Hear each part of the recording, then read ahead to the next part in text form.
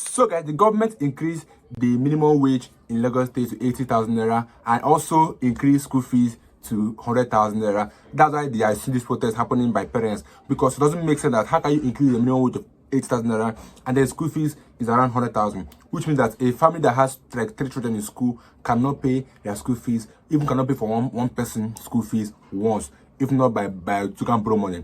Like, this is how they've made this. Even though they increase the minimum wage and thereby increase the price of fuel, and we all know that if price of fuel is going up, it makes every other thing to go up as well, thereby rendering the minimum wage that they've increased useless. And this is where we are in our country. And so parents have come and said that no, this is not what we all want. We all want a good government that is reasonable and that have the conscience and the mind of people in mind, because you cannot increase minimum wage of to 80,000 naira and also go ahead to increase school fees at 100,000 naira, which means that even the 80,000 naira is not up to school fees as we paid in the state. So make it make sense. But I'd like guys to just hear what Rufai have to say about these same Nigeria issues and also what Atiku said. And I'll be with you guys shortly. We are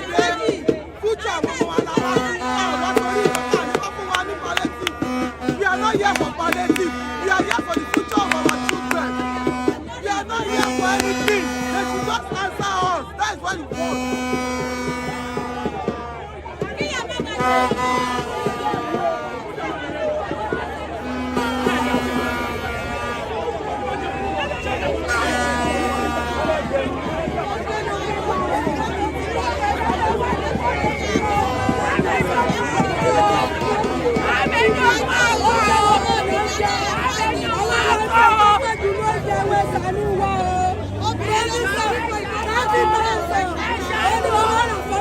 You check the manifesto of most of the candidates, all of them said they were going to pull out subsidy. You know, the problem has never been the contention about pulling out subsidy.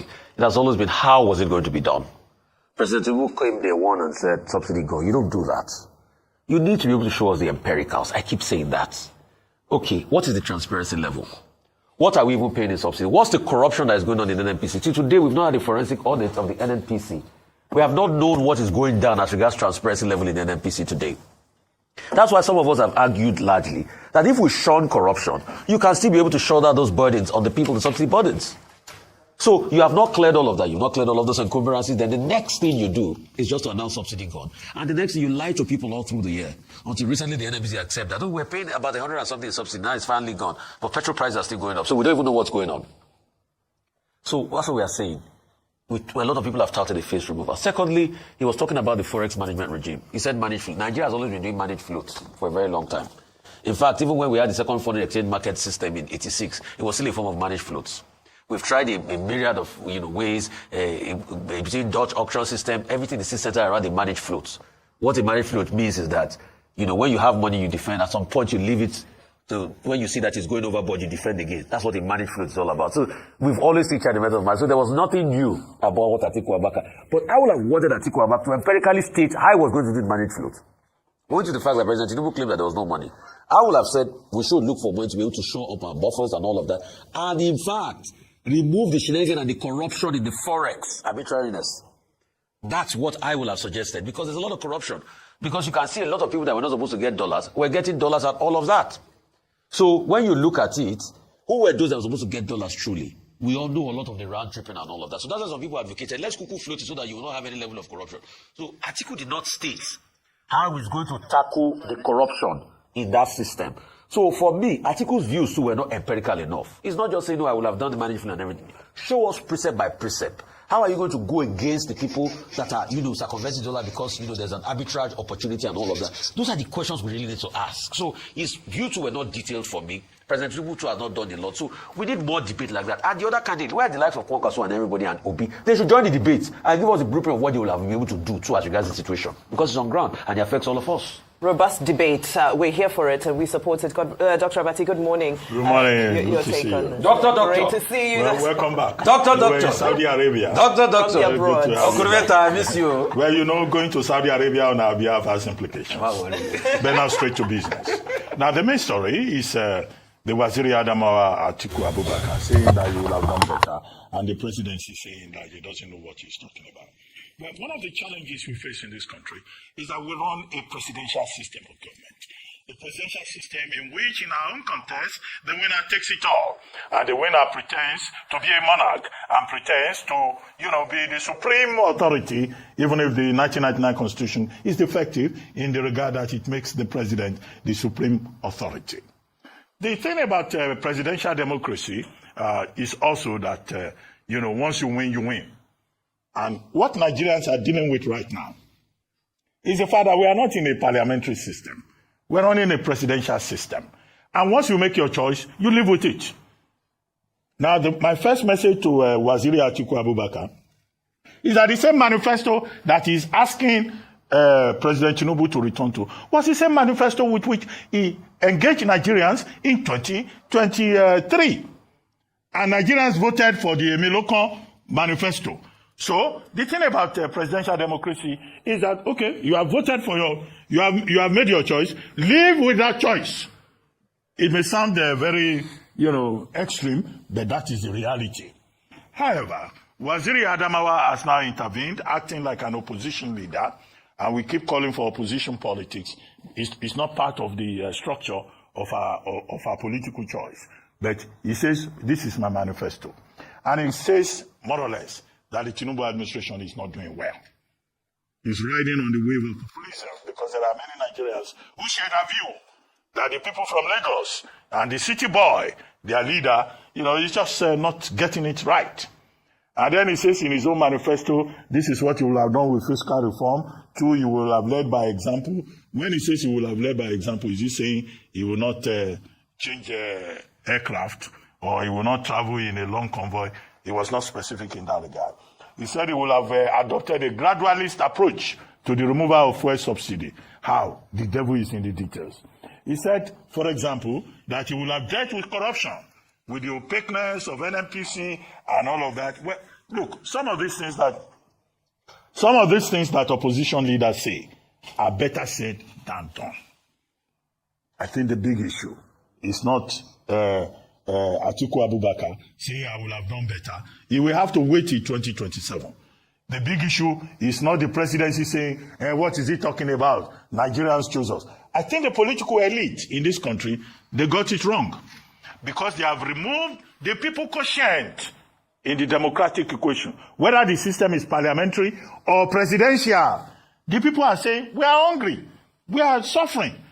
The responsibility, whether it's Atiku Abubakar that has a better manifesto or it is Bola Tinubu that has a better manifesto, is for the people of Nigeria to say that under this president, we are doing well. There's a Yoruba saying that I don't like to speak, primordial, quotes on television. That when a king is in the saddle, the people will know if they are doing well. The truth of the matter is that the people of Nigeria are saying that they are groaning, they are suffering under President Bola Ahmed Tinubu. That's the basic content that we can hang on to. But as to Atiku Abubakar saying, I will have done better. Okay, what do you expect him to say? But in 2023, the people, whether they made a choice or they were rigged to make a choice, this is where we are at this moment. The question is, and that should be the responsibility of the opposition, is to come up with ideas about how this country can be moved forward. If we say the people from Lagos are too dumb and too dependent on IMF and World Bank, and they just do textbook governance, okay, what ideas do we have that we can tell them so that we can expose their stupidity in the expectation that the Jagaban of Lagos, the city boy of Lagos, we also realize that this enterprise is not about him alone and his boys. It's about all of us. And we have a duty to rescue this country, to salvage this country. That, for me, is the main subject. All right.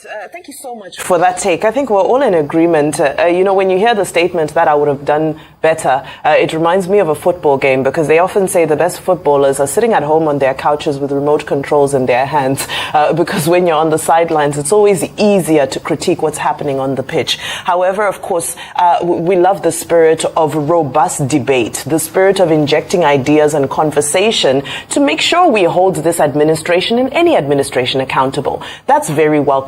Now, when you dissect all that was said, it's information that we've had before. Of course, not just just in the manifesto of Atiku Abubakar, but throughout this administration, he's been consistently vocal and contributed to the discourse around the economic management. However, one thing really stuck out to me, which I think is a conversation that should be brought to the front burner, which is around the issue of subsidy. So, of course, he said that he preferred his own, he had his own blueprint as to what he would do with the saving from subsidy removal.